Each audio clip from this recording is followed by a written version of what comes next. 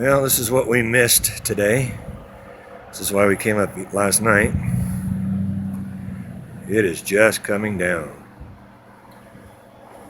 Blackfoot, Idaho.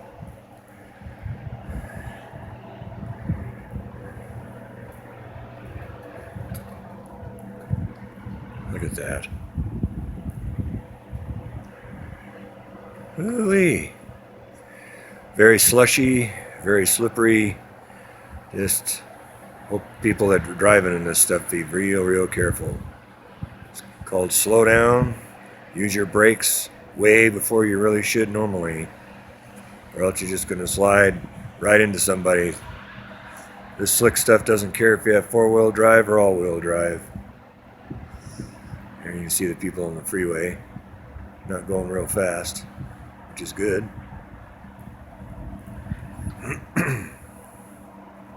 Anyway, whew.